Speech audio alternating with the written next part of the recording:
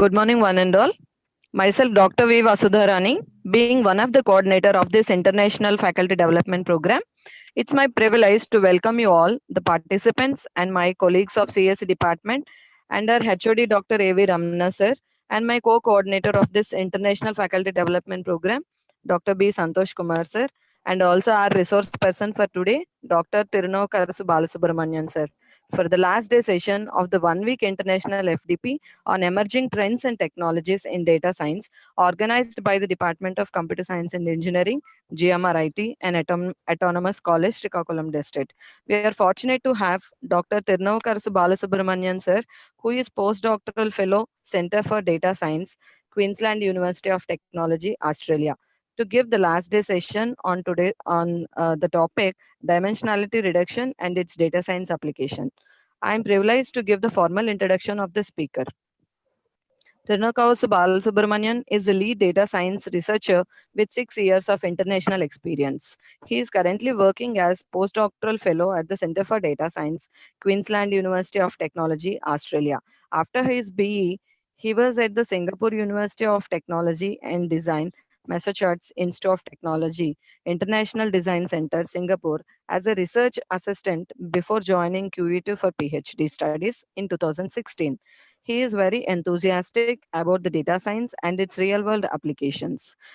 His work at SUTD involved analyzing and personalizing the city for elderly citizens of Singapore based on the mobility data acquisition. And also other works like multi-phased data generated from Web 3.0 applications must be dealt with.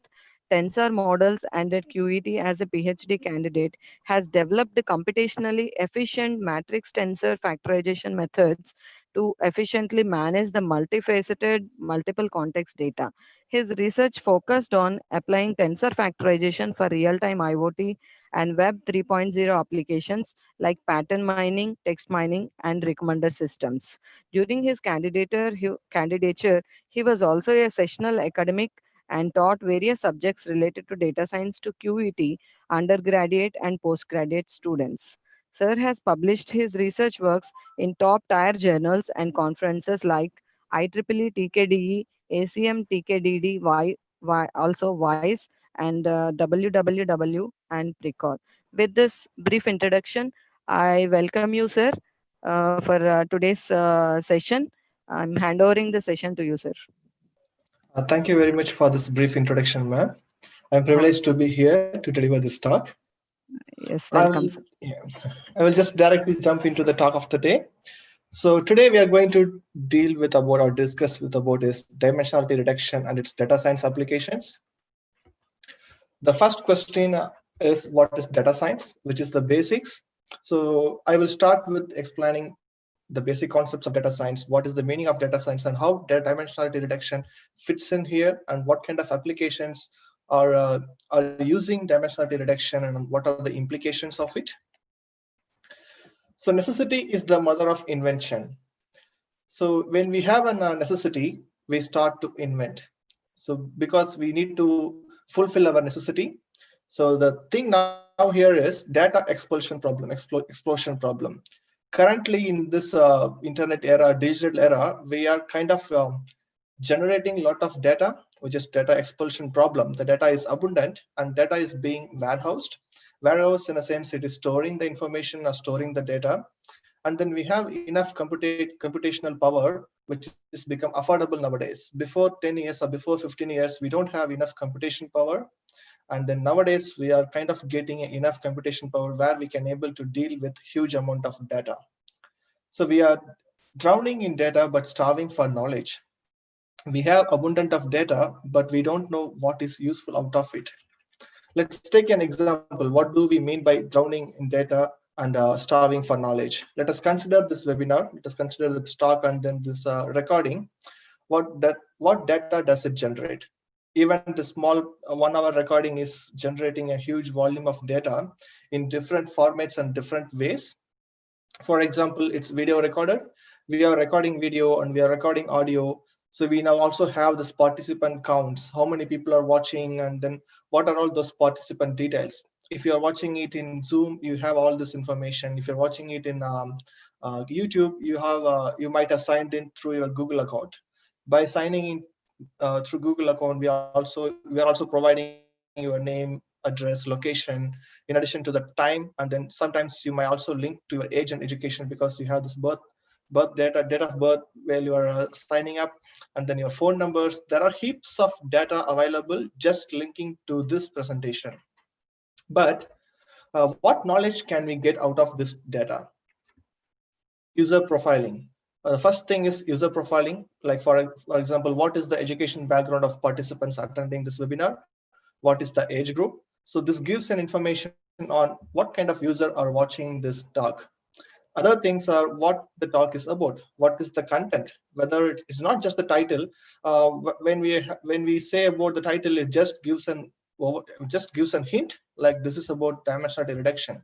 It does not have any contextual information behind it. What is dimensionality reduction? Within dimensionality reduction, what are all those applications in data science? There are a lot of information hidden within the slides and in the talk, not in the title. So not just summarizing the slides and not just summarizing the title will give you an complete information. To get the knowledge of what this talk about in an elaborated way, we have to use some other information. Anything more, we can think about the attendance declining or persistent. If the attendance is declining, it meant the talk is, it could mean something. If the attendance is persistent, it could mean some other thing. So now, by addressing these questions, how these questions are helpful, we're going to address these questions and how these questions and the knowledge extracted for that questions are useful. In terms of user profiling, if the most of the participants are from computer science background, a similar topic can be given to those participants. If out of 100 participants, maybe 70 of them belonging to computer science. So for them, this could be an interesting talk because they already know some of the background information. For example, what is data science, what is dimensionality reduction, etc. But when it comes to remaining 30% of people who belongs to, maybe let's think they are belonging to business background, they may not know what is data science, they may not know what is dimensionality reduction. So it might lead to lose some interest in the talk for those kind of people. If most of the participants are students, then the next topic could be selected as a very common topic so that a student can understand rather than being a more technical talk. It could be very simplified talk. So this kind of analysis can be, or knowledge can be gathered from the data. If attendance is persistent, the talk is interesting. If the attendance is declining, then the talk is not so interesting to the participant. So this kind of information will help to decide on further topics or talk. If you are going to organize your next seminar, whether this topics received enough attention last seminar. If it is yes, then we may need to continue it. If it is declining, if it is not that interested, not that much attracted by the participants, then we might need to look for some new concepts or some new talks that could satisfy the audience. Now, what is the process of extracting this knowledge called? So we are extracting this knowledge. We are drowning in the data. At the end, we need to extract some knowledge out of it. What is this process called? That is data science. So data science is the study of generalized extraction of knowledge from data. The aim of data science is to find interesting and robust patterns that satisfies the data. So these sentences, each word have a different meaning. For example, the aim of data science is to find interesting and robust pattern. So what do we mean by interesting and what do we mean by robust patterns? So your aim of data science is not just to extract some knowledge. Your knowledge should be interesting. Your knowledge should be robust. What do we mean by interesting? It should be an unexpected thing or a valuable thing or an actionable thing. Sometimes as a human nature or as a human capability, we may not be able to analyze a very huge data and get the unexpected thing because we don't know where to look for. But for computers, it doesn't matter. It look into everything and it may be able to capture something that is unexpected for human, but it is not unexpected for machine. So it also means like we are looking for a valuable information on which we are going to do some actions. Knowing just something is not important. We need to act on it. As I give an example before, we are knowing users profiling. Based on the user profile, if most of them are students, we might need to do some action so that students can understand it better. If most of them are faculty, we might need to do some action that can able to make it suitable for faculty. So these kind of interesting patterns or interesting extraction of knowledge is essential, and that is the aim of data science. Then what do we mean by robust? So robust is the meaning that gives an pattern that can occur in future.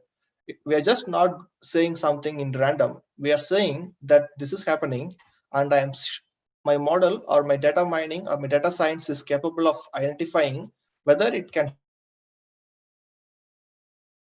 If it is identifying patterns that is about to happen in future, only then we can able to avoid that pattern. If the pattern is just in a history, if it is not going to occur in future, then there is no point of learning that, because we are not going to do any action on that. So data science is an umbrella. By data science, what I meant is data analysis, data analytics, data mining, machine learning, or artificial intelligence. Each of them have a different meaning behind it. For example, data analysis is the process of analyzing data, and data analytics is the tools and techniques that you apply to do data analysis. Data mining is a systematic way of analyzing your data, where the machine learning or artificial intelligence is the core, which is used by all of these techniques. I mean, all of this analysis or data mining to achieve the knowledge. So we should not be thinking that machine learning or artificial intelligence is only for computer science people. It's only for data science people. In fact, we did got those concepts from other domains. For example, robotics, signal processing, psychological research, chemometrics. They have been using it for a long time. In fact, some of the core concepts of data mining or machine learning has been impressed or has been inspired by psychological research. They apply it in a different ways in 1970s, and then in the later 1990s, we try to use those information, or we try to use those techniques for our problems, which is in data science field. That is where the data has been started to grow, especially in 1990s, when we have come up with mobile phones or something with computers, where we start to store the data.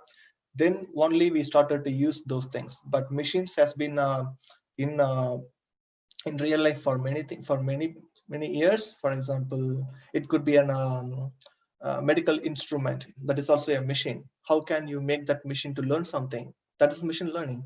In our sense, machine is a computer, but in their sense, machine is different. So each of them have a different interpretation in terms of machine learning and artificial intelligence. My perspective is machine learning is the ability of machines to learn from the data through algorithms. They are the algorithms that help to get insights out of the data.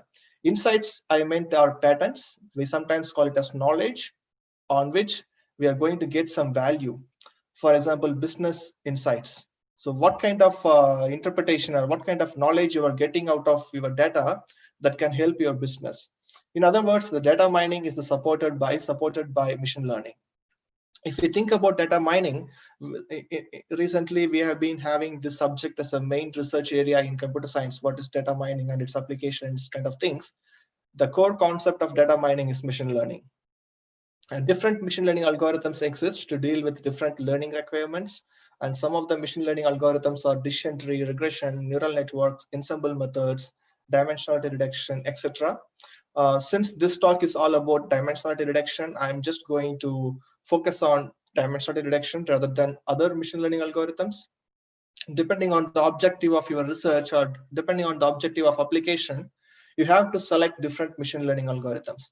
If your objective is predicting something, if your objective is identifying the features, you could also use decision tree, regression, or neural networks.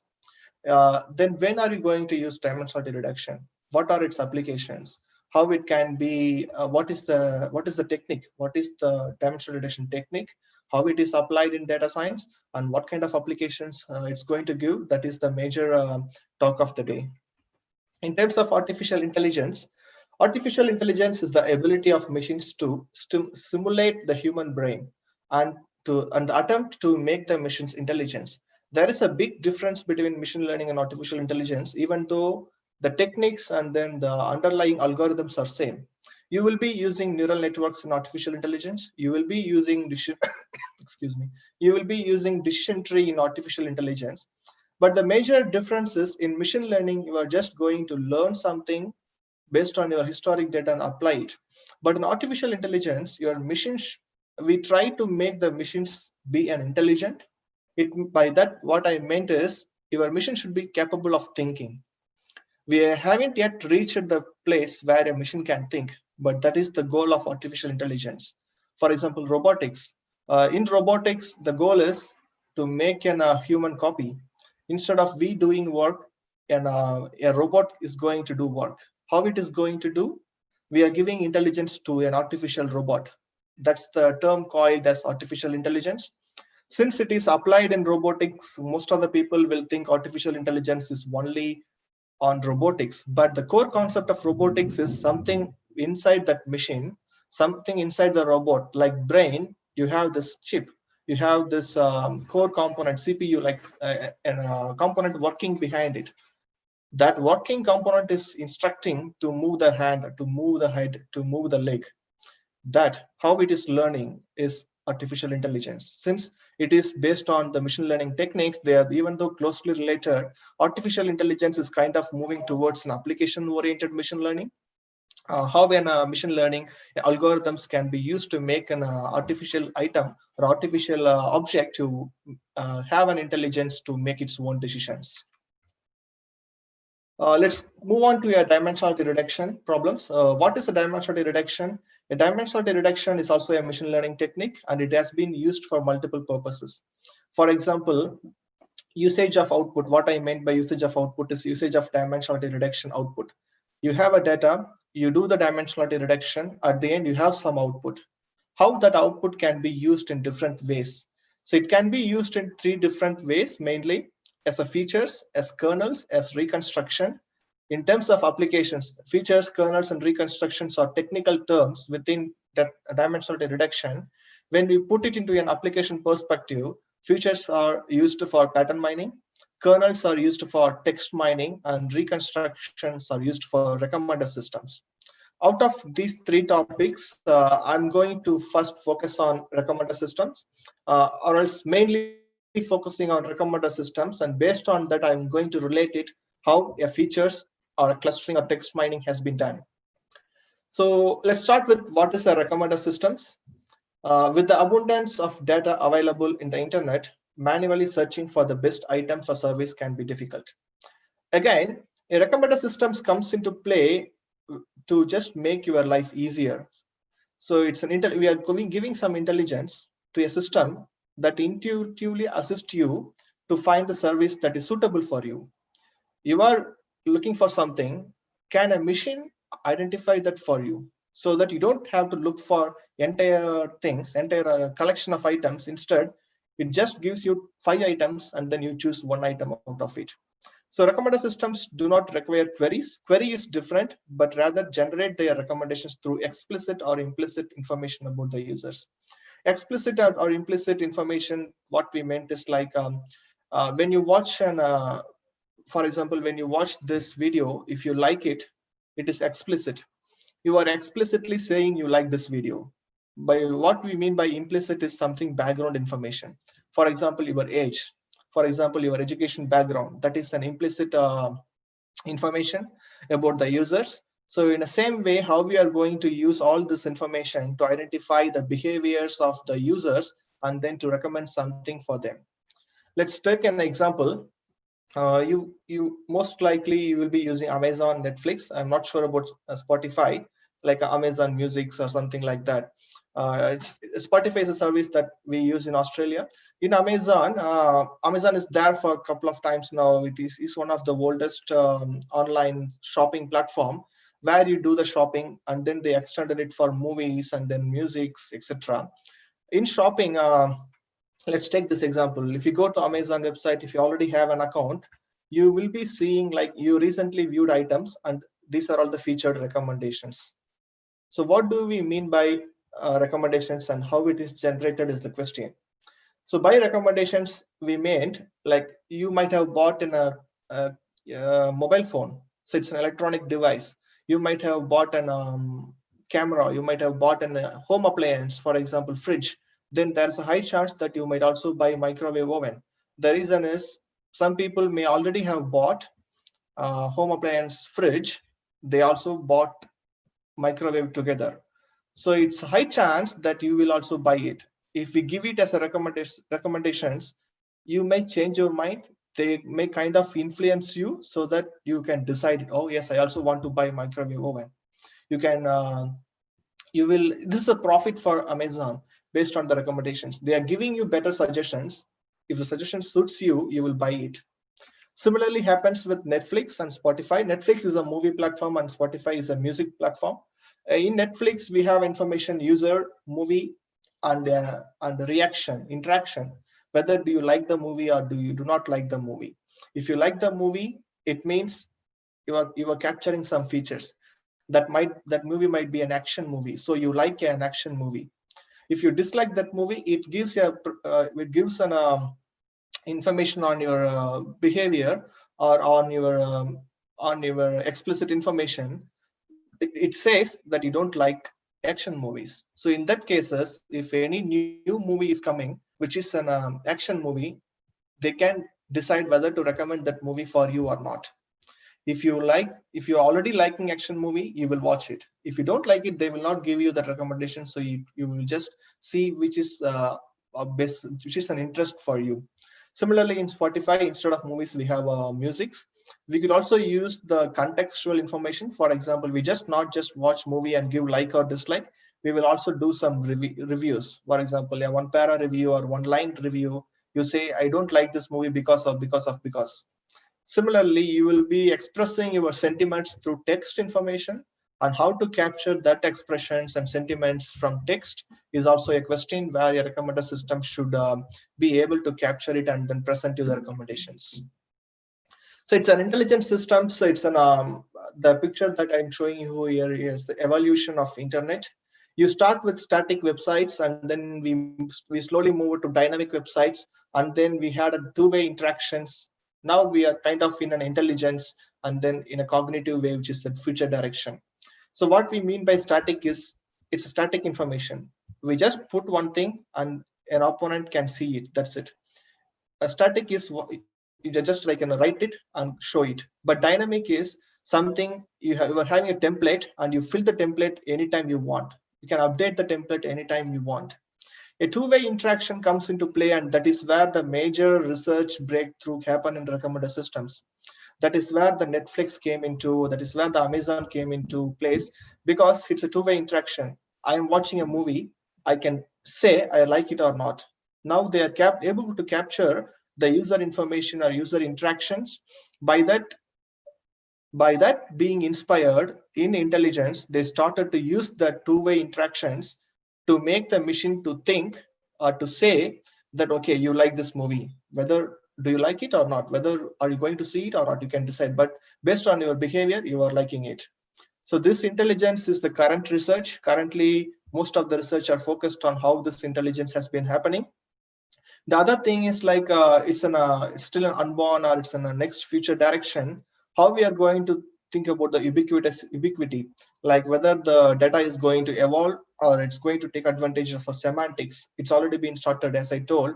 We can able to review contents, but how we are going to get that information into the intelligence, that is your cognitive, that is the future direction of recommender systems.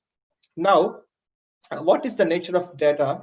Let's take an example of again in any of the online interactions. We interact with some item. This item can be a movie or whatever. This is the Web 2.0. We call it as Web 2.0 evolution, where you had this two-way interactions. So user-generated interactions are captured. What kind of interactions? It could just be likes. It can be ratings. It can be reviews. By likes, you capture whether you like it or not. It's a straight answer. By rating, what do we mean is whether you like it in a Likert scale. I like it 4 out of 5. I like it 3 out of 10, something like that, which just not say like it or dislike it. I am saying how much I like it. It's kind of a ranking your liking behavior. And then reviews, as I told. So all these kind of interactions happens between a user and item. Now the question is, How to represent data in recommender systems. So we have this kind of interactions. Your objective is to do some recommendations, as which is one of the applications of dimensionality reduction. How you are going to represent this data? So matrix representation. So that is the traditional practice, how we are going to represent the data. Matrix is the best way of representing user item interactions. Rows representing the users, column representing the items, and then each cell represents user item interactions, like rating, dislikes or dislikes and check-ins. Let's take an example. So we have 5 users, and then we have 5 movies items. So here our items are movies, which is Batman, Superman, Iron Man, then Spider-Man, and then Captain America. Right now, this is my interaction. What this data is capturing is the user 1 is rating item 1 with a rating of 3. Similarly, user 2 is rating item 3 with a rating of 4. But this is the matrix representation. Now the question is, what is this question marks? So I have given you some question marks. So what do they indicate? It indicates it's a missing value. For example, user 1 might not have seen Spider-Man movie. It could be because of any reason, because he is not interested or she is not interested, or it is just he may not even find the time to see the movie. If I see the second user, they haven't yet watched Iron Man. So now our objective will change. Given this example, can we recommend Spider-Man movie to user 1? So if I see the user 1, she hasn't watched Spider-Man movie. Is it good to recommend this movie to that user? That will be the first question. So how we are going to identify that? How we are going to now how I am going to give the recommendation, or how the machine is going to identify a value for it or a rating for it, and then say you have a high chance that you will like this movie. So that's the question that we will have. So to capture that, we need to capture the row column dependencies. Let's take an example of user 1 and user 4. What you can capture, or what dependency can you see here, is user 1 is equal to user 4. The behavior, the rating behavior of user 1 is similar to user 4. Both of them has rated Batman movie with a rating 3, and Iron Man movie with rating 1, and Spider-Man with rating 5 on user 4, but it does not have any rating for user 1. So now this could be used. Is it good, or is it worth to predict or to say the user 1 is most likely to have a value of 5 for Spider-Man, so that her rating is very high, so it's very likely for that user to watch the movie Spider-Man. So that would make sense because it is based on row dependency. So what I meant by row dependency is we have this user 1 3 1 2 missing 4. In user 5 3 1 2 5 4. So it's kind of same values, but just one value missing. So we try to say the behavior is very much similar, so it's going to happen again for Spider-Man. So that is one dependency on row. This says that user 1 and user 4 are very similar in terms of rating the movies. The second dependency is movie 1 and then movie 2 and 5. If I'm taking the movie 1, we have a rating 3 1 1 3 4. If I take the movie 2, we have 1 3 1, and the movie 5 is 2 and 5. If you 4 2 2 4 6. If you subtract movie 2 and movie 5, you have a value of movie 1. So what does that mean? So what is that information giving me is, this says that movie 1 is the difference between movie 2 and movie 5. Movie 1 may be an action movie or just a technical movie, and then movie 5 may be movie 2 may be a technical movie, but movie 5 may be a superficial movie, or it's just like action movie. So it means users may not be liking it.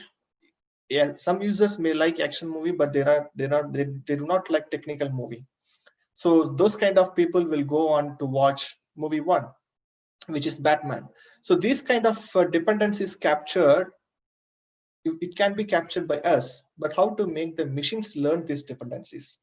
If we are able to capture these dependencies, then it becomes easier to do the prediction or to do the recommendations. But how to make the machines learn these dependencies is the question. And then I would put this question as how to populate this question mark, or in other words, it's how to learn the dependencies. The answer is matrix factorization or matrix decomposition. So matrix factorization or matrix decomposition is nothing but a dimensionality reduction technique. It is one of the dimensionality reduction technique. So here our problem is we have to represent our data in 2 dimensions like this. Let's take our matrix as X, which have m number of rows and n number of columns.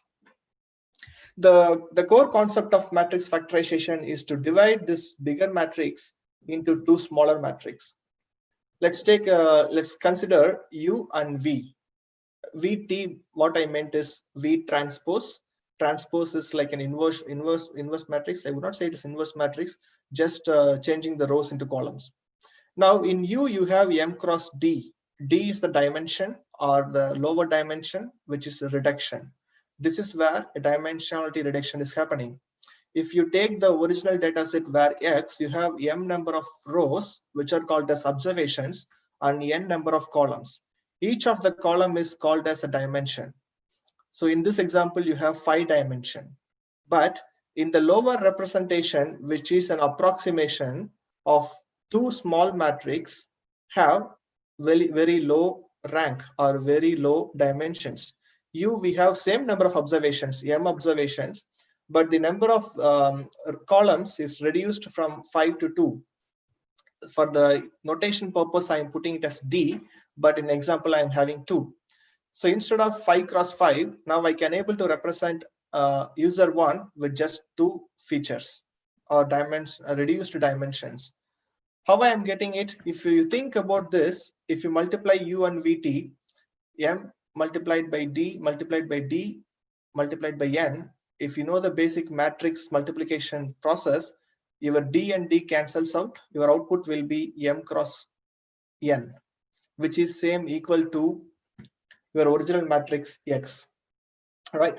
So now you are reducing one big matrix into 2 smaller matrices, so that when you multiply those 2 smaller matrices, you will have the original matrix.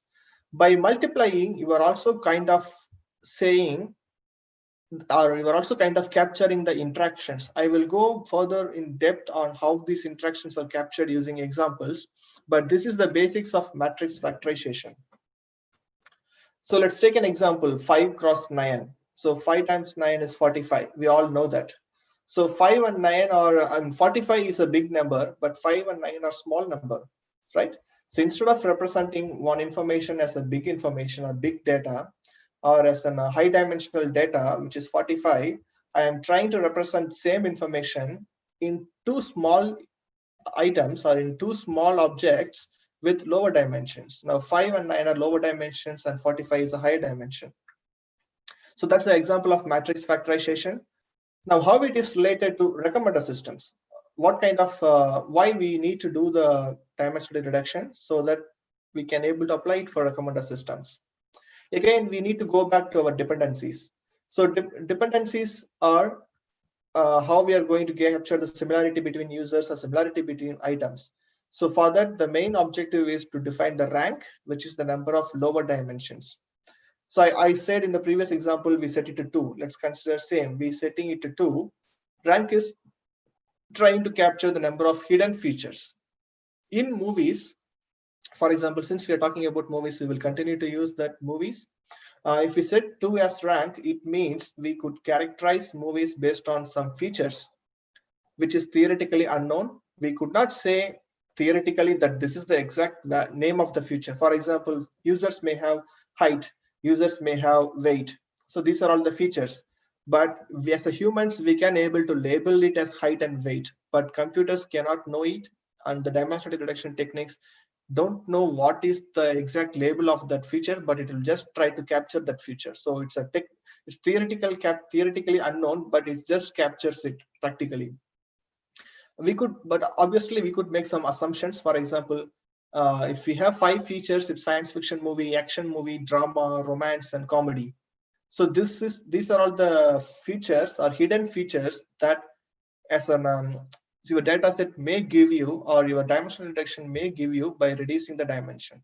Instead of representing a movie with multiple attributes or multiple user behaviors, it now represents it with based on 5 features or 5 dimensions instead of multiple dimensions. So, but it is unknown for machines. Our machines don't know what are all those features. That's the reason why we call it as hidden features. Let's take an example here. We have 2 movies. I mean, one movie with 2 features, romantic and action. So movie feature says this movie, Spider-Man, is ranked with, or it have a value of 2 for romance and a value of 5 for action. So it means that movie is more towards an action movie and less towards a romantic movie. Let's take an user who dislikes romantic movies and who likes action movies, right? So this is giving an information or features of users as well as features of movies. These features can also be called as patterns. That's what I said. I will relate the application of recommender systems to pattern mining as well, which is one of the application of dimensionality reduction. So dimensionality reduction need not only for recommender systems. If my objective is just to learn these hidden features, we don't know what it is, but at least it have multiple implications. In movies, having the label is important, but in some fields, having a labels is not important. So in that cases, they will use dimensionality reduction. By romantic and action movies, we could see movie Spider-Man is more towards action movie and user 1 is more towards liking action movie. By multiplying or by it's a Superman have rating 2 romance. That's what I'm saying. How much rating is user 1 going to give to Superman? Now our goal is to predict based on these features. Are we able to identify how much user 1 is going to rate movie Spider-Man? How can we do that? It is possible to do, but how are we going to do that? We are going to use the dot product. By dot product, what I meant is like we are just going to make an element-wise multiplication. So here, user 1 rates movie 3, which is Spider-Man, with the rating is equal to 5. How we are getting that? We multiply movies feature romantic and how much value it's going to like it or I like or dislike. If it is disliked, it have a value of 0. So by multiplying 2 and 0, I am capturing the association of user 1 and movie, because user 1 don't like romantic movies, but in the movie 3, which is Spider-Man, is very less in romantic movie. By multiplying, I'm saying I'm recommending user, okay, you don't like romantic, so I'm not going to rate 2 for that. But for action movies, you like it completely 100%, so I'm going to have 5 for it. You are going to rate 5 for it. So now at the end, you have a rating of 5 for movie Spider-Man. By doing this, you can able to decide whether this user 1 is going to like the movie Spider-Man or not. Let's take a complete example here. So this is how it looks like. So we have one matrix, which is the yellow matrix, which is your input matrix, and this green matrix and blue matrix are 2 factor matrices. We call it as 2 smaller matrices or 2 factor matrices, or decomposed lower dimensional representations. By using this lower dimensional representations, if you multiply, since as I was saying, we have already populated value for 5. Now the question is, how can we populate it for others? If you learn all the features of users and items, when you have this complete matrix for your factor matrices, you can able to predict, or you can able to capture the values for movies, or missing values can be predicted here. Now I can say user 1 is high likely to watch movie Spider-Man. I'm going to recommend him. But I'm not going to recommend Spider-Man for user 3 because he don't like action movies. Similarly, user 5, she highly likes Spider-Man because she likes both romantic and action movies. Since it's a mix of both, she's going to have a high rating for it. She's going to give high rating for it. So obviously she's going to like it very much. So the recommender systems can now say you are very likely to see this movie. Whenever any new movie comes with a romantic and then action features, you can able to represent, or you can able to recommend it. Now the problem is, I'm saying we have a value of 2, 5, 0, 1. how are we going to get these values? So by reconstruction, I was saying by reconstruction, what I meant is multiplication. Dot matrix multiplication. We are reconstructing the original input.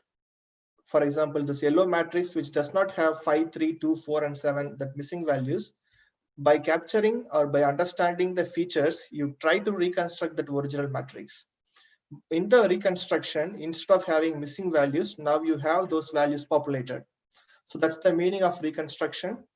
But the question is, how are we going to get the values for these features? So movie, romantic, action, 2 and 5, user 1, dislike and like 0 and 1.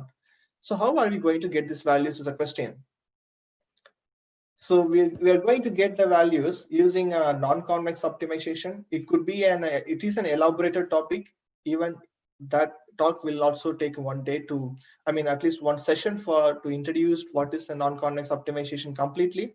But I will quickly introduce you the basics of what is non-convex optimization and how these kind of processings are happening. So what usually happens is we start with some randomness. Let's take an uniqueness problem. So my question, let's put it as a simple question, like my output should be 24 and you have to multiply two numbers. Think these two numbers are your matrix and 24 as your big matrix, and these two question marks are a small matrix. By multiplying two small numbers, I'm going to get a number which is 24. That could be a lot of solutions because you don't know whatever, you can put whatever the input you want. There is no specific requirement, but your output should be 24. Let's take an example. We can quickly say 6 cross 4 is equal to 24 because you learned multiplication table. We know that 4 cross 6 or 6 cross 24 is going to give 24. That's a straightforward answer. But what about machines? Machines does not have this capability. They can able to refer to multiplication table again, but how we are going to let the machine learn by itself? It's not referring, but how we are going to let the machine learn?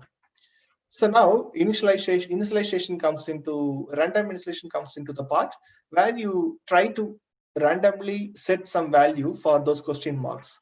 Let's take an example. Since I am randomly setting a value, I am setting 9 and 7. So obviously 7 9s are, it's not 24. So what it gives is 63. So 63 is not equal to 24, right? So it's not the correct answer. So now what we let the machine do is, you can now fix one value. By fixing one value, now you have to change value for your another value so that you will have an answer 24. If I'm fixing 9, I'm letting machine fix one value. Okay, 9, x cross 9 is equal to 24. Now it's in a simple question to identify x. X is equal to 24 divided by 9, which will give you a value of 2.66. So by multiplying 2.66 and 9, you will have a value of 24. So this is another way of answering the question. Instead of 6 cross 24, you can have 2.66 cross 9. At the end, both the solutions have same solution, but same answers, but we don't have the same input. So that's the uniqueness. Your NMF or your dimensionality reduction, your reconstruction is not going to have any uniqueness in your data. It will not give you one solution. It is capable of giving you multiple correct solutions. So in data mining, most of the cases, there is no single solution.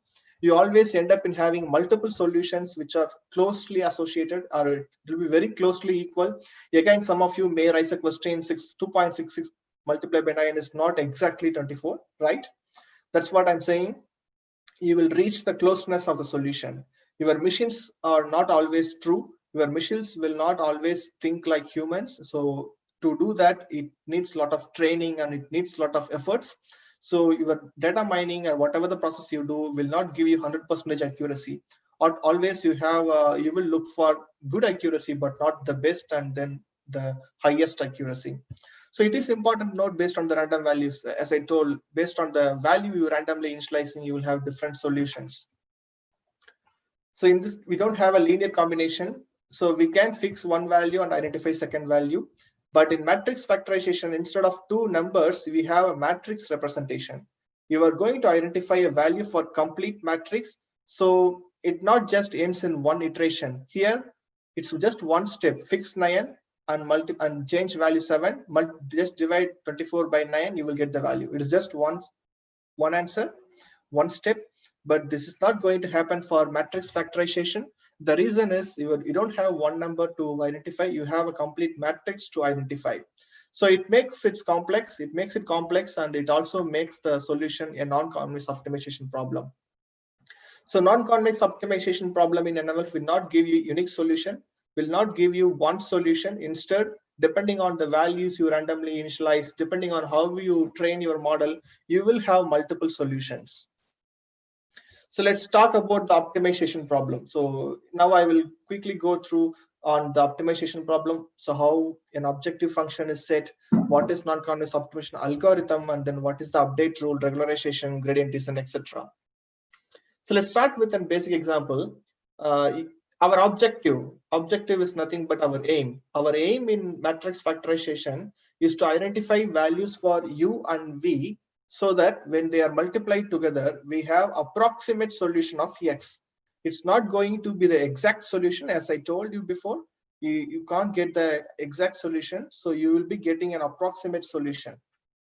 To get the approximate solution, how are you going to let the model train? As we take an example here, we calculate the error. 10 is not equal to 1 cross 3. 1 cross 3 is 3. But now we have to calculate the error. So the error says it is -7. So there is a -7 error in your initialization. So you need to change the value so that this error is minimized. So your objective of NMF is now defined as minimizing the error between x and then your reconstructed matrix, which is the multiplication of u and v. So based on that, we will have an optimization minimization problem with an objective function defined like this. Here minimization of x minus uv says we are going to identify the values for u and v such that Euclidean distance between the original matrix x and the reconstructed matrix uvt should be minimized. So you start with random value and you change it again and again and again and again until you are identifying a minimum value, which is a difference between your x and the reconstruction.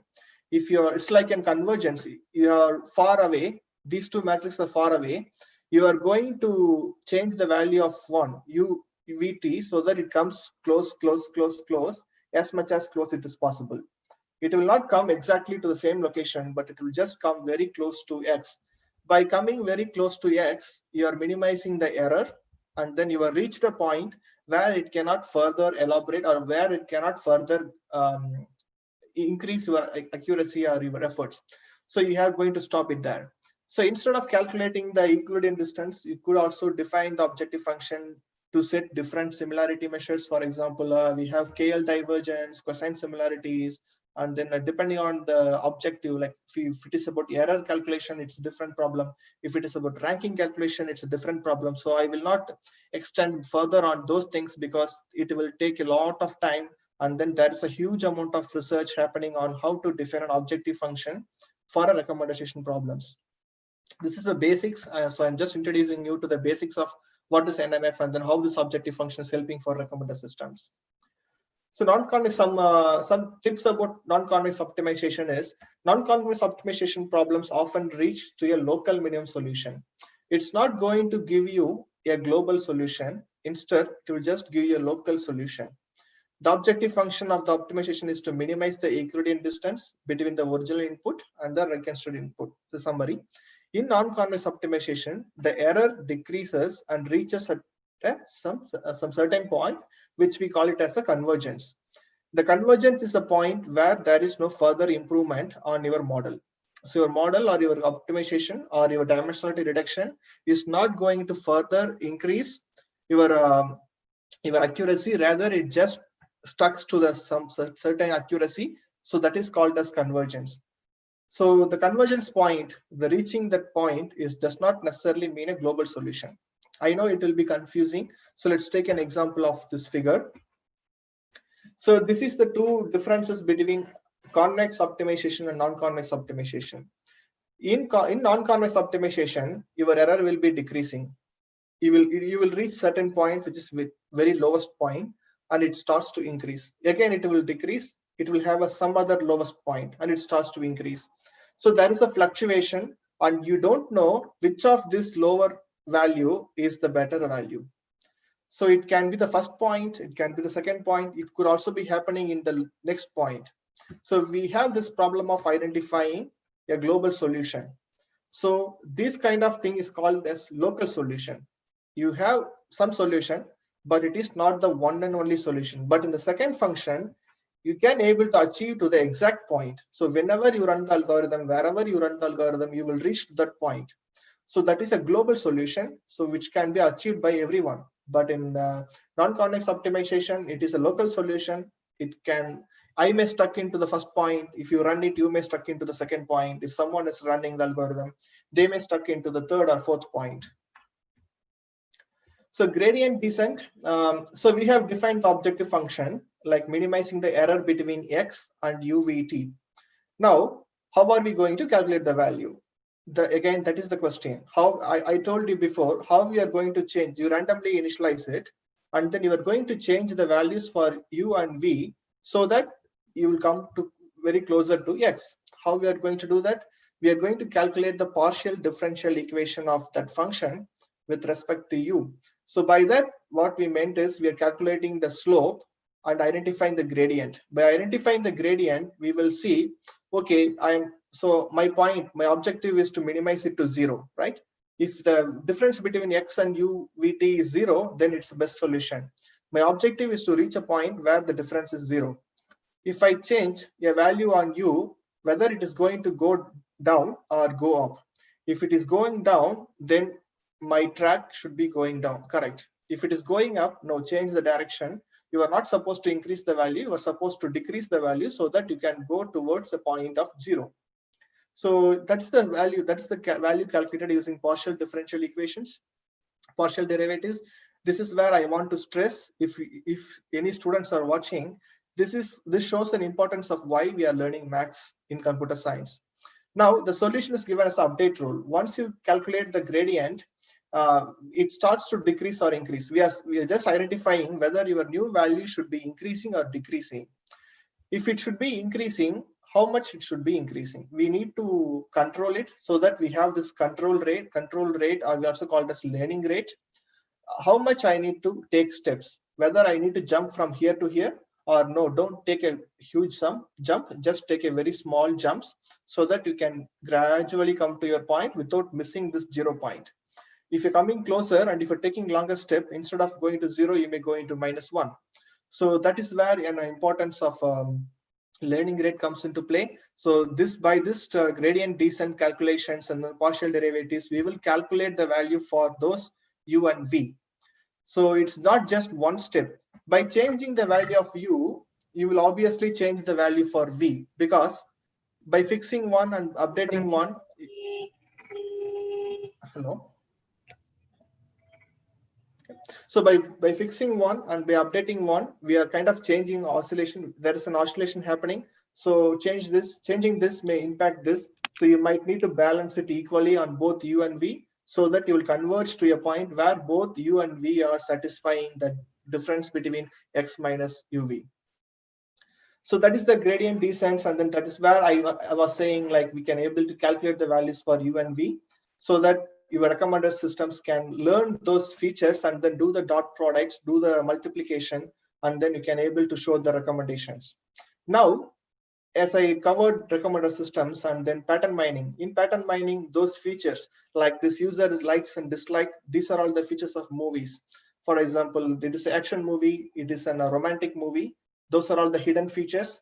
We are capable of learning those features, and then we use that features to do the recommendations. Now, the third type of usage of dimensionality reduction relies in document clustering or topic modeling.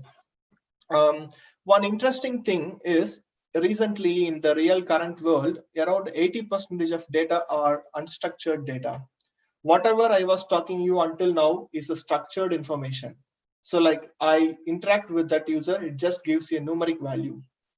It's a structured numeric information, but in real world, the data has been gathered as an unstructured data. How are we going to capture this? How are you going to do, or how are you going to use dimensionality reduction in this unstructured data nature?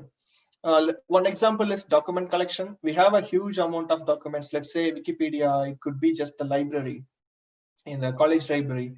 We have a huge document collection digitally available nowadays. Wikipedia is digitally available. No one reads newspaper nowadays. Newspaper is itself a digital newspaper. We have a lot of platforms where entire information has been stored, recorded, and everything has been properly managed. But in some cases, if you want to identify or if you want to group the documents based on some topic, how are we going to do it? That's one question can be answered using dimensionality reduction. LDA, which is latent digital allocation, non-negative matrix factorization, non-negative tensor factorization. Especially during my PhD, I work on non-negative tensor factorization, which is complex than matrix factorization. Matrix factorization is two-dimensional, user and item, which can just put the data in matrix format. Tensor format is nothing but high dimension, more than two-dimensional representation. I'm not talking about the dimensions mean the columns. I'm talking about the x-axis, y-axis, and z-axis. You have a cubical data nature. When you have a cubical data nature, how are you going to set the objective function? How are you going to change the gradient descents? How are you going to make it computationally efficient? Those are all the problems I dealt when during my PhD. So I don't want to focus on that because it's going to be a complex problem for you. So I'm putting in a matrix format for you here.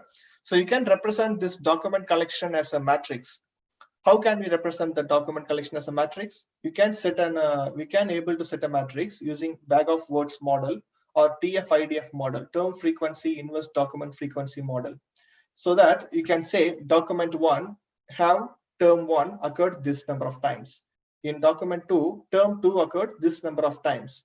So you are kind of capturing the document information in terms of a numeric information. So I would say it as a transformation. Your data in text is now transformed to a numeric value. By identifying or by doing NMF, you will have two low rank representation. The NMF has a capability to identify the clusters. For example, I told you before, an user has like and dislike.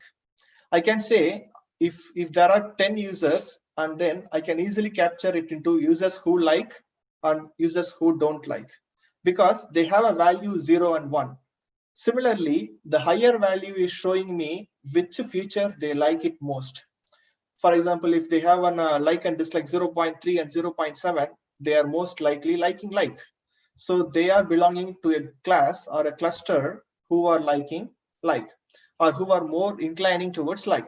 Similarly, by capturing the documents or by doing this dimensionality reduction, we can able to identify the clusters of documents higher in each row.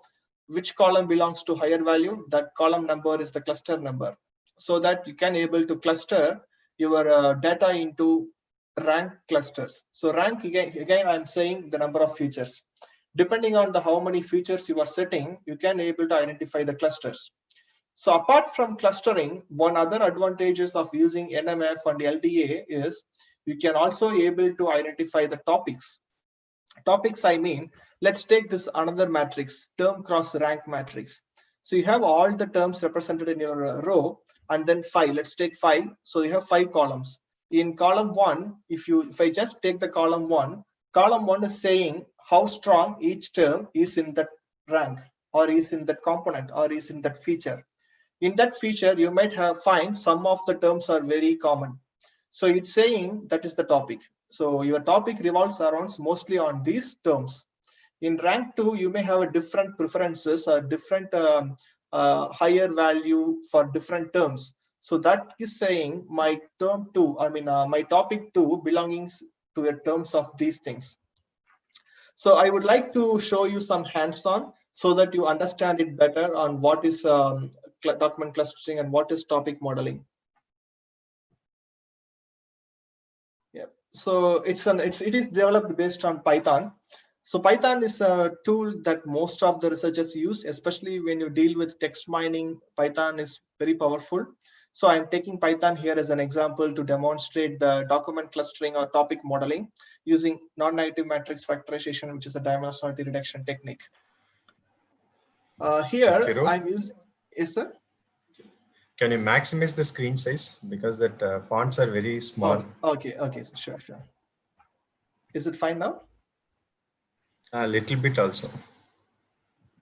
Okay. Okay, sir. Okay, in the line one, so I'm using Jupyter Notebook. So Jupyter Notebook is something useful for presentations, and it will be useful for documentation purpose. So it does not mean that you have to use Jupyter Notebook. So in industry, we always use IDEs like Spiders or PyTorch, but in academics, we try to use Jupyter so that you can able to have some better understanding of the concepts. I am using a Twitter API, and then I'm using the libraries importing Twitter, because instead of taking some random data, I like to show, or I like to relate how a dimensionality reduction is helping, or how it is related to identify the topics to the current situation of COVID-19. So my main interest is to see how the topics are in COVID-19, and what people talk about COVID-19 in India in Twitter. So I'm in real time, I am going to extract the recent tweets using these APIs. So I'm not going to give more information on what these are. So I have included a link. So you can go through this link, or you can use Twitter API, Python Twitter API, so that you can identify what is this library and how we are going to set up these API links. Hopefully I can able to share the code later after this session.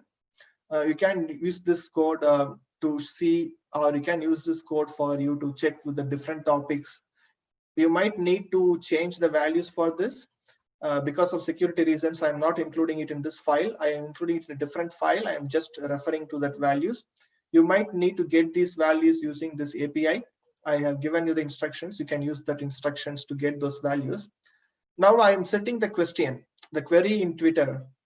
So Twitter is a huge collection. You are collecting more than billions and millions of data. In one of my recent research I worked on is from March and April, we have been working on COVID-19 data set, and we have to identify what people talk about COVID-19 in Australia.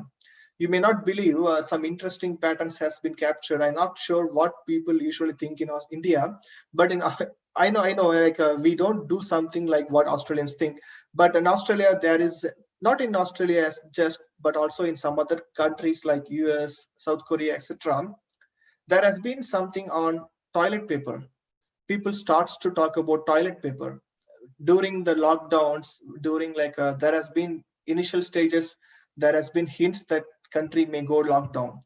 At that time, people starts to do the panic buying.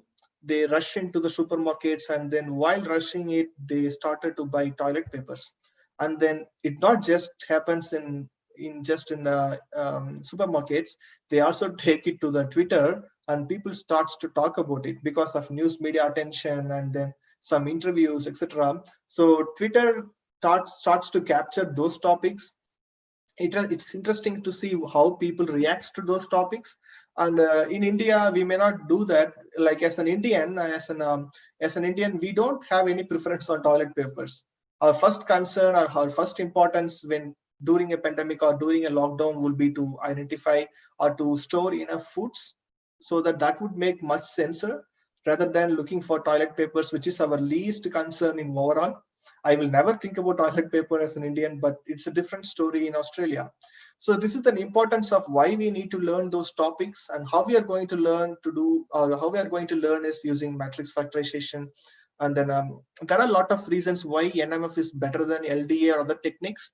I'm not going to talk much into why I choose NMF, but there are solid reasons behind it. One of the example is sparseness, and then density, and then long or short form of text. In Twitter, we have restriction on just 144 characters, I believe. I'm not completely sure. It might have been increased, but there is a restriction on short sentences. You can't elaborate it as a paragraph. In short sentences, which technique is going to work? NMF will work. That is based on my experience and based on theoretical problems identified. So that is the reason why I chose NMF as an dimensionality reduction technique here. Now I am saying number of tweets to extract related to COVID-19 India is 1,000. There could be millions of people talking about COVID-19 in India. Due to the restrictions of time and then capability, I'm just, for this demo purpose, I'm setting it to 1,000. I also want to reiterate, there could be I haven't yet done the research on. There could be some limitations on you using the Twitter API. They do restrict you to extract only certain number of tweets in every minute or every second. So depending on that, you have a restriction on how many tweets you can able to capture. So I run this code in the morning today. So that is, first I won't run it. I will just show you the results and codes. So I'm doing the search, I'm getting the results, and I'm putting the results in a data frame. If you don't understand some of these terms like data frame, it might be worthwhile. So this is not data frame, it is just a data stored in a list format, but you might need to understand more on what is in a data frame or how to import things. What do you mean by import things? It might need some basics of Python. So for now, I'm just keeping it as simple. So basic data cleaning has been happening. When we have a natural language processing, NLP data cleaning does not, it just means natural language processing or text data cleaning. So you can't perform the same data cleaning processes that you do for numeric data and text data. So in text data, you might have a different ways of dealing with it and then different nature of data. So for example, you might need to remove the punctuations. Your data is not clean. You always use some punctuations. Punctuations does not mean anything in terms of semantic. It's not giving you some any information on this, the meaning of the punctuation. In addition to that, we also look for some stop words. Stop words will not give any useful information. For example, the, yeah, be, something like that. We just use it for grammar purposes. That is not going to give any topics. That is not going to be used for identifying any semantics behind it. Lemmatization, we restrict our search, we restrict our terms only to nouns, verbs, adjectives, adverbs. So you can define those things. We only use those kind of tags. We call it as POS, parts of speech as well. So depending on that, we can able to customize what data within the collection. You are only going to focus on this kind of data, which will be more useful. And then tokenization, we are going to tokenize it. By tokenization, what we mean is like we are going to split our data sentence into each cell so that we can put it into data frame or in a TF-IDF vectorizer. So I told you how we are going to represent our text into matrix format. It is using bag of word or TF-IDF techniques. Here I use TF-IDF, which is called as term frequency inverse document frequency technique.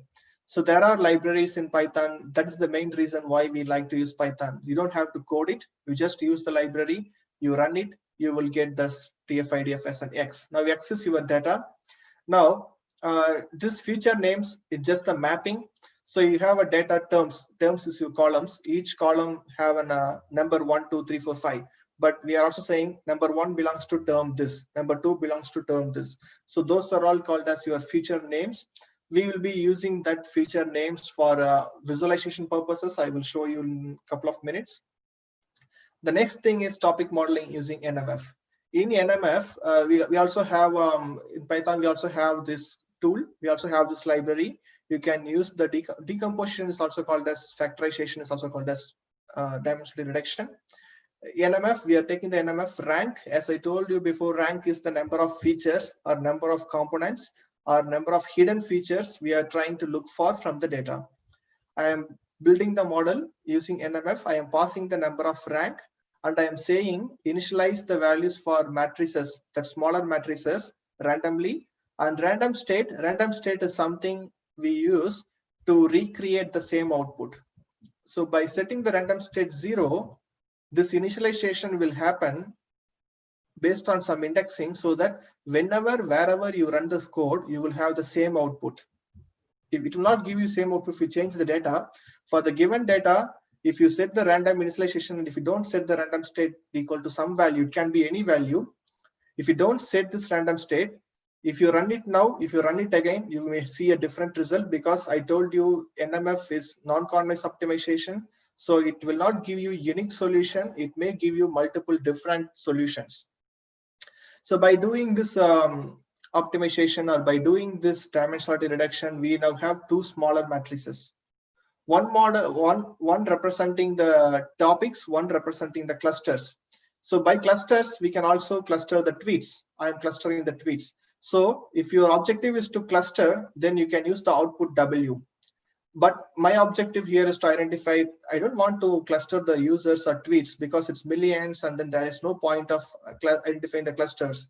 but my objective is to identify the topics. So what terms that people usually use and how they are grouped or how they are clustered. So this is the output. I don't want you to understand much of it, but if you see the values, you might see each of them have a different value. Higher the value is, the better the influence it may have. So let's talk about the visualization. Now we identified the topics using NMF. When you visualize it, I'm just now I'm putting top 10 words of each topic. In topic 0, we have these terms frequently talked. So it just run today morning. So if there is something on speak up for students, Safet, I don't know, safe at safety. Yeah, so it's a speak up for student safety. I don't know what's happening, what may the current news. So it's capturing again and again. Speak up for student safety, India. Please speak up for student safety. Anti-gutters. So there are few terms coming up as a safety for students. It could be something recent news on COVID-19 that is affecting students in India. So this gives me information. I don't know the news, but now I know there is something happening. So if I can able to make some attention, if I am working in a government agency, I can see that in India, currently people talking about this. Okay, there is an immediate action needed on student safety. What it is that even Prime Minister can see this result quickly and they can do some action on it. So it's an actionable, insightful, important information that you are extracting out of NMF, which is a dimensionality reduction technique. Out of curiosity, I'll come to that point. There is something on this Antonio Guterres, and then there is another topic. So I told you I split it into 5 topics. The second topic talks about Kamala Harris, who is running for vice president in US. It's interesting. People talk about Kamala Harris, who is going to run for US candidate, but in India, why they should talk about it? That's an interesting term to happen. An Indian force, Indian Air Force or whatever. And then I don't know whose account it is. It might be just taking the username. The other topics is blaming epicenter, blaming God India. So it's coming as an spiritual topic, maybe why someone should talk about God, and then in India economy is bad, God. So this is the relevant terms that is happening. If you can able to capture the relevancy, so blaming God, epicenter, bad regime, India.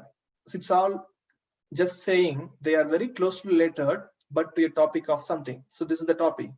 In topic 3, speak million, speak again, the Anthony Guterres coming in, and then Jamie Morgan, it's just a name. It's talking about Jamie Morgulin, what it is, who it is. That could be a question. I don't know about them. It could be someone, some celebrity, or it could just be some international person who tweets about India and COVID-19. The other topic, the final topic, is talking about student lives matters. Again, I can able to see there is a strong relation on. There's a strong news coming up recently in Twitter about COVID-19 India on student lives. So now, out of curiosity, I tried to search for. I did search on Antonio, who he is, and then I could able to see he's talking about the recent news in 15 hours in Twitter. In both COVID-19 and the climate crisis has raised fundamental problems. So he's talking about something. He's also talking about coal. I found it somewhere. He's talking about coal in India. UN Secretary General, so he's a Secretary General, urges India to swiftly turn away from coal. So why he's talking about coal at this time during COVID-19, and why he is related to COVID-19? I don't know the news. That there may be something anyone can explore and then extend it further to identify the relevancy of those terms. So this is one way of representing the topics. The other way of representing the topics is to do the topic word cloud. So this is the word cloud of topic 1, million, dear, Anthony Guterres, and then the second topic, dear, please. So I have to stress here, these are all some of the please, dear. It's not a meaningful term, so you should add it as a stop words. Due to the time constraint, I'm not doing that in this exercise, in this short exercise. But in addition to the standard stop words, you might need to add these stop words that does not bring sense to your output. So you might need to run the code again by removing these stop words. I'm not going to do that now as well. So this is one way of visualizing. This is the better way of visualizing your output, so you will get better understanding of the topic. Now, if you want to run it, we just going to run it again, maybe with a different topic. We just give COVID-19. It's not restricted to India. Now let's see what people talk about COVID-19 in the entire world.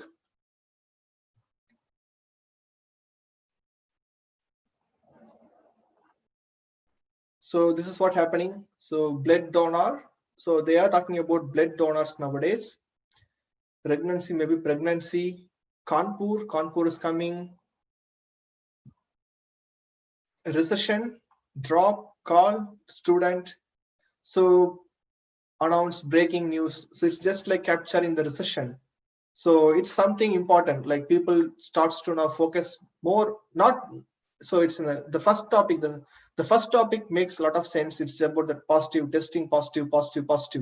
So they talk about a lot of things, some interesting terms as well happens here. Porn, why they're talking about porn at this time. So there are few things, plasma, blood. So these are all the terms that people talk about now in Twitter related to COVID-19. So recession, which is Friday. So today is Saturday. So it has been maybe in US it's Friday, still Friday. So breaking, recession, call, what call. So these kind of things are rising the interest.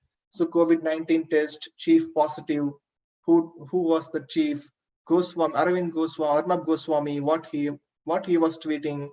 So these are all the recently trending tweets, I would say, because you are taking the top 1,000 tweets. By top 1,000 tweets, it will already be a trending tweet.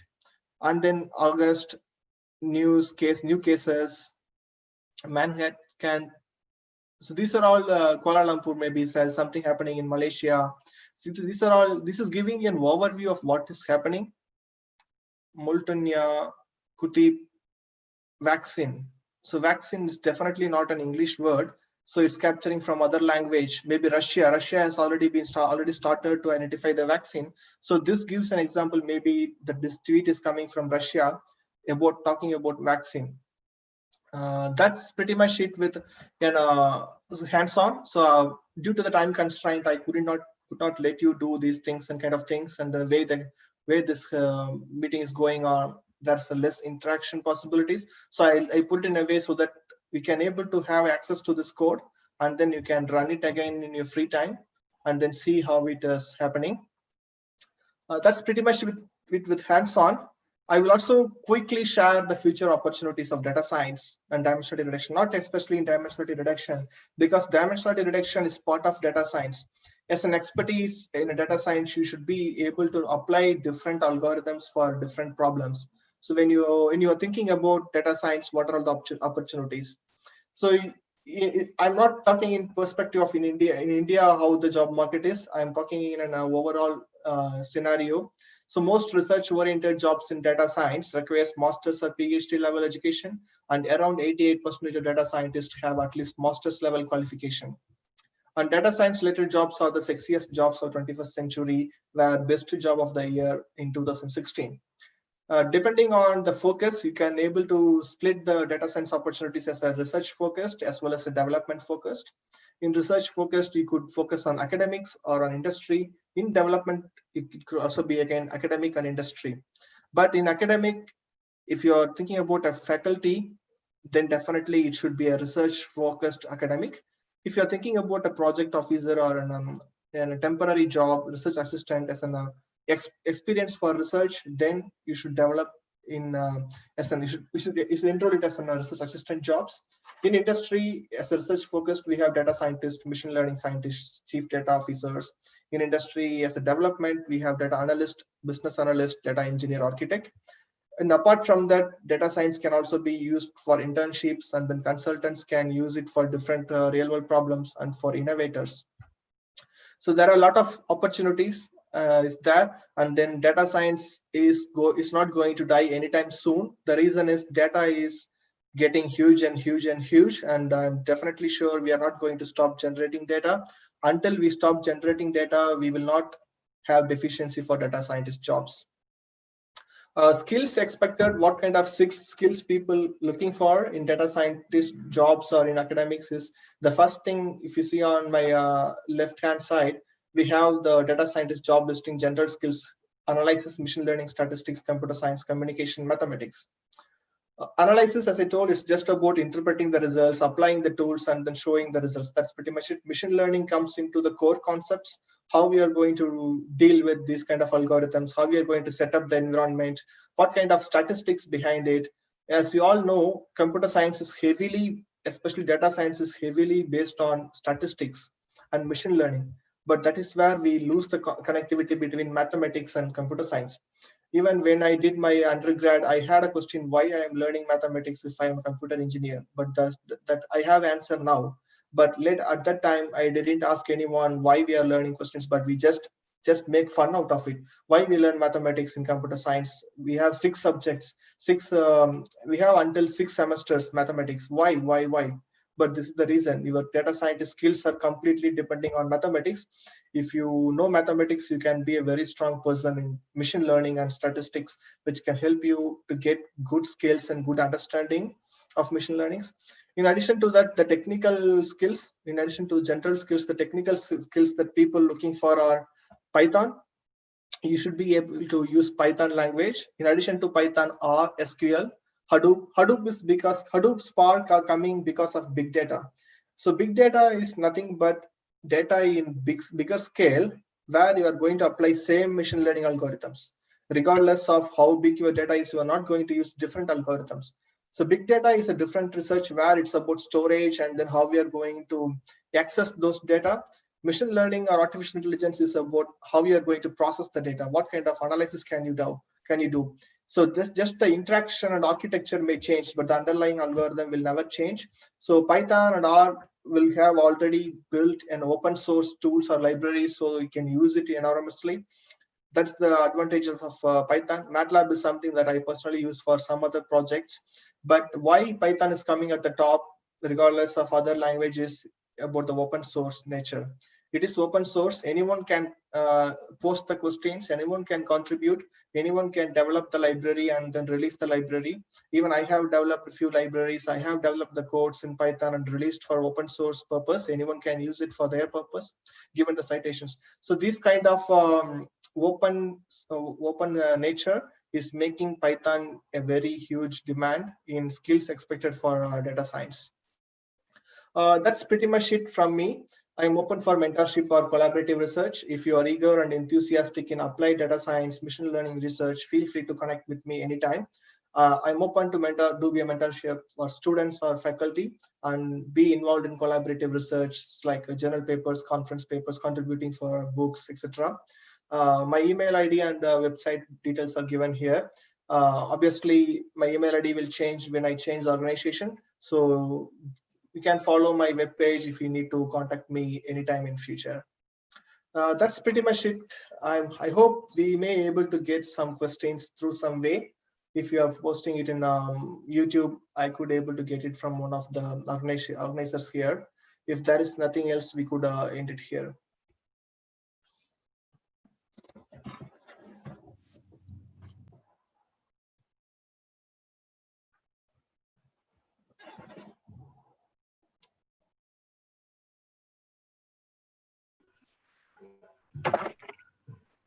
Good morning, sir. Balasubramaniam. Good morning, sir. Very good morning. Thank you very much, sir, for accepting our invitation and deliver for the session. This is Dr. Ramana, sir, HOD of Computer Science.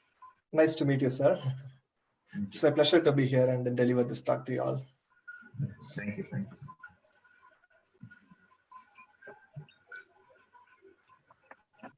Sir. Yes, ma'am. Sir, this is Vasudha, sir. Yes, ma'am. Being the coordinator on behalf of our department and both of our coordinators, I thank very much for being there in the session and given a detailed talk for 1.5 hours. Even practical oriented dimensionality reduction completely detailedly explained, sir. We thank very much for your spending lot time for our college event, sir. We welcome you for the upcoming events of our department also, sir. Sure, ma'am. Sure. Thank you very much, ma'am. Yes, sir. Thank you, Thiru. Thank you very much, sir. Thanks for the invitation as well. Okay. One question from participants. So what is the difference between the feature reduction and the dimensionality reduction? Okay, so dimensionality reduction is also a feature reduction technique.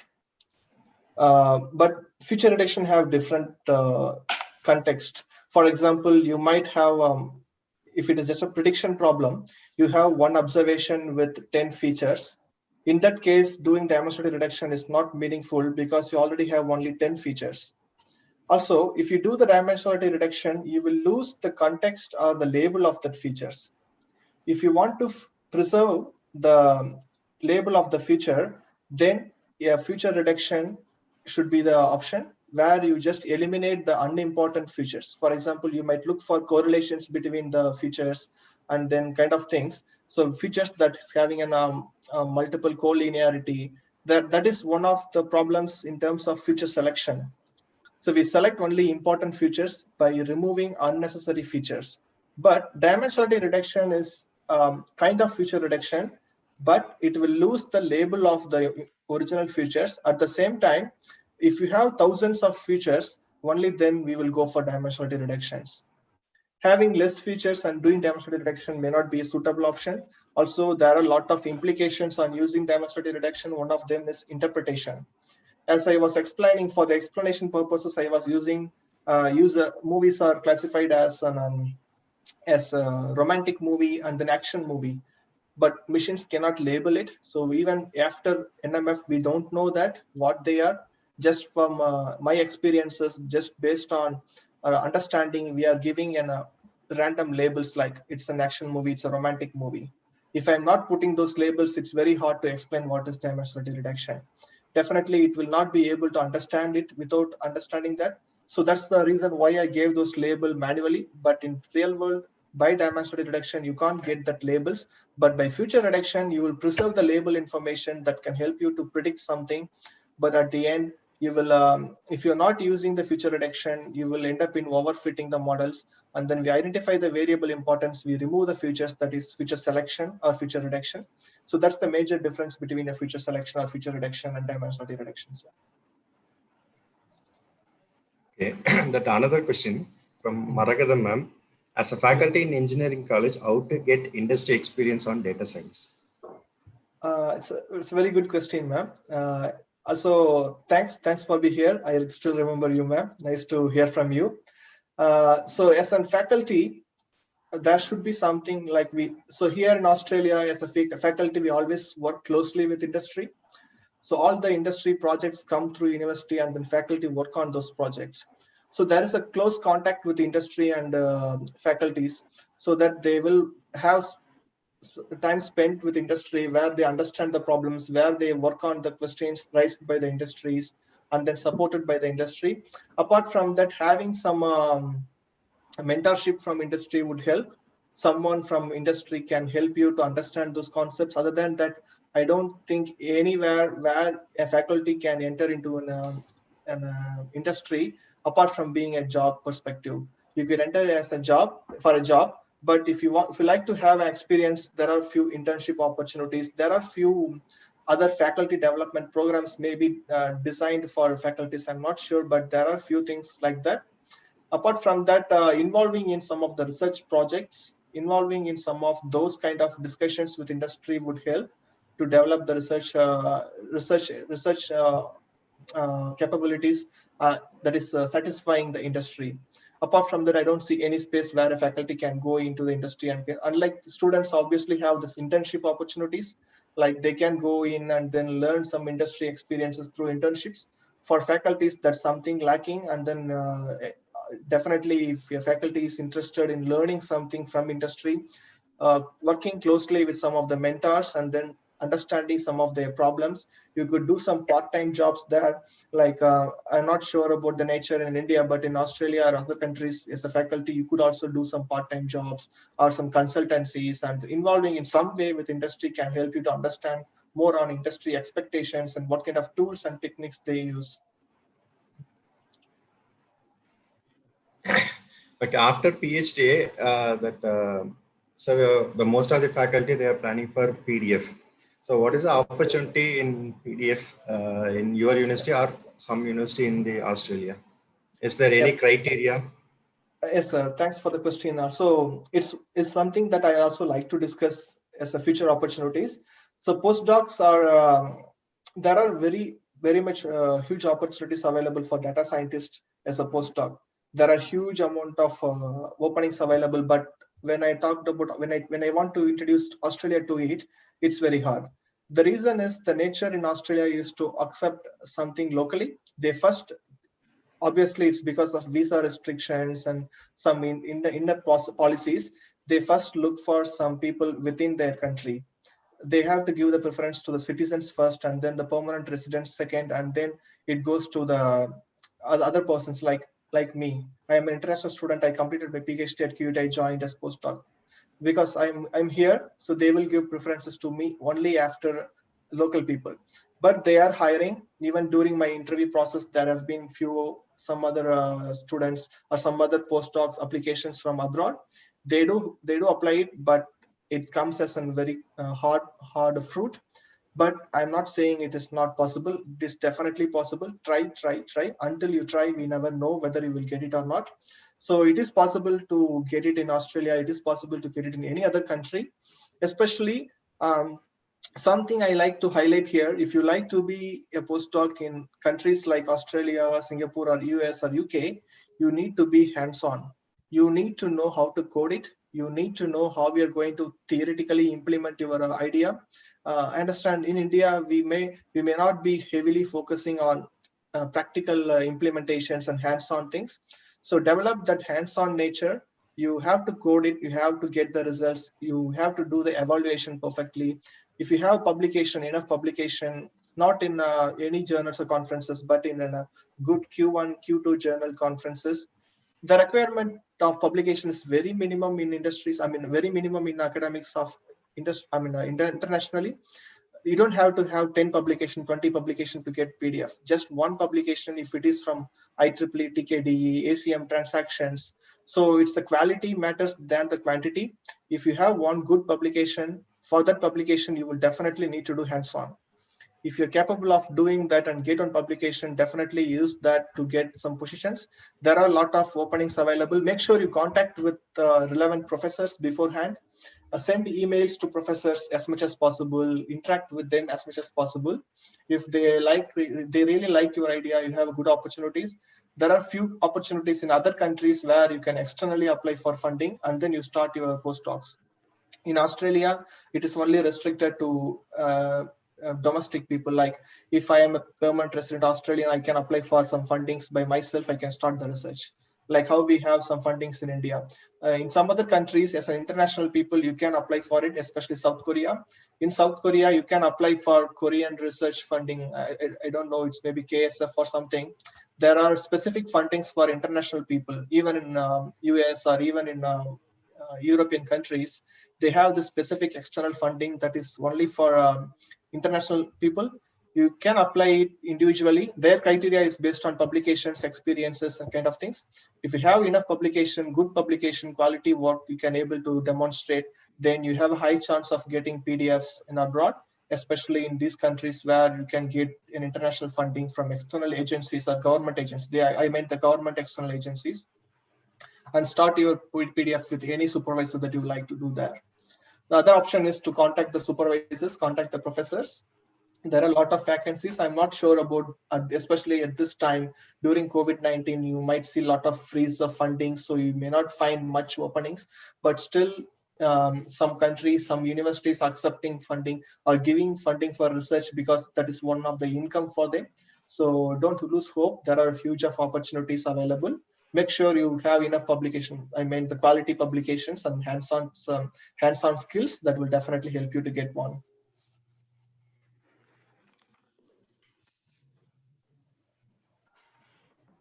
Okay, thank you, Thiru, for your wonderful experience. Sure. No worries, sir. So regarding the session and regarding that PDF. No worries, sir. Thank you very much. Is there any other questions, sir? I think no other questions, only appreciations are there.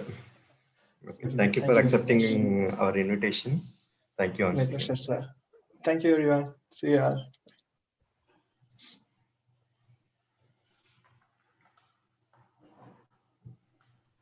Okay, dear participants, so we started this session, the day one session from 24th, and we ended by 29th. So total number of participants. So from India, we got 1,030 participants, and from foreign, we got 1,076 participants. And due to that overwhelming that participants, so we cannot accommodate all the people in this Zoom. So we plan to telecast through YouTube Live. So in the YouTube Live also we got good responses.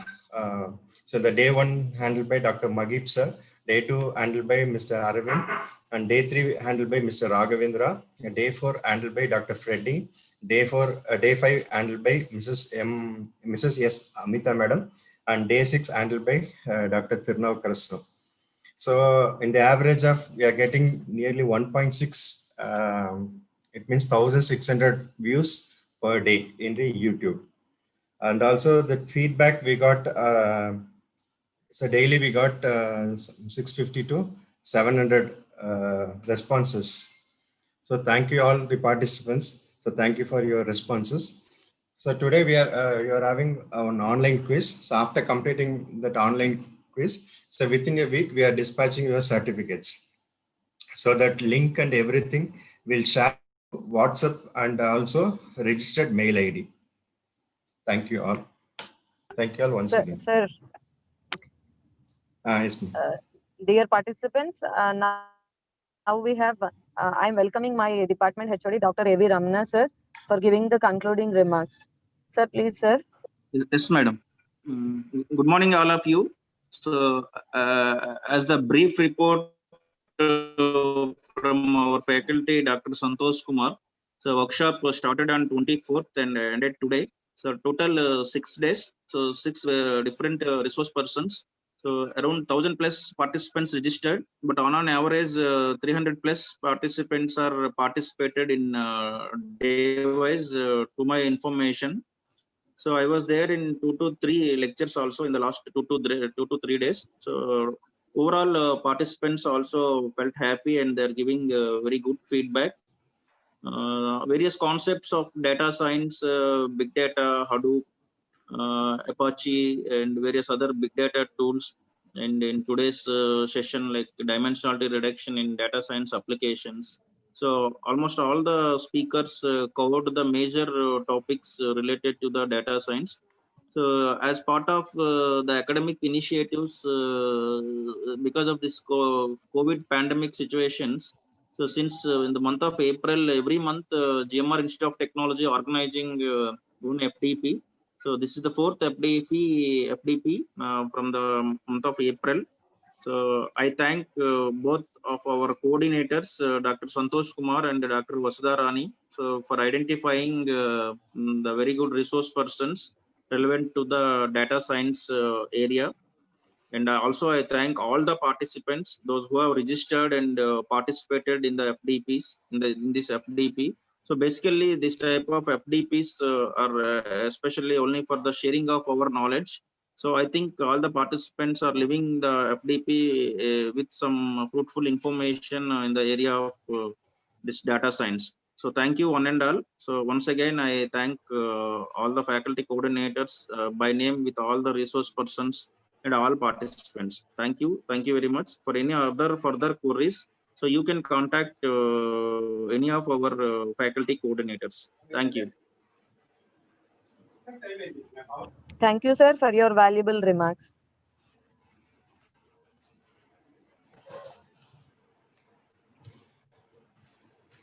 Santosh, sir. Yes, ma'am. So dear participants, I'll be available up to 12 o'clock. So that feedback link will be open up to 12 o'clock in the live chat. So for any queries, you can ask in the live chat. So further thing, so we are planning to conduct one test, and the link will be shared through your WhatsApp group and registered mail by 12:30 p.m. So the link will be activated active for 1 hour. It means by 1:30 we'll close that test link. So within 1 week, we'll try to dispatch your certificate.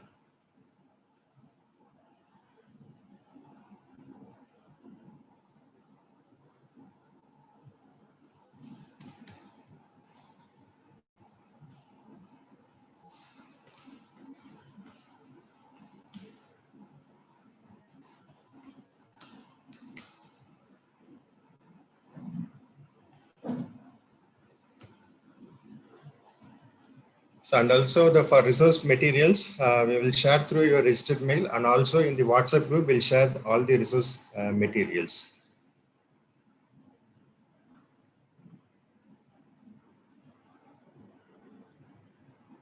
So I'll share my mobile number. If you have any query, you contact me through WhatsApp.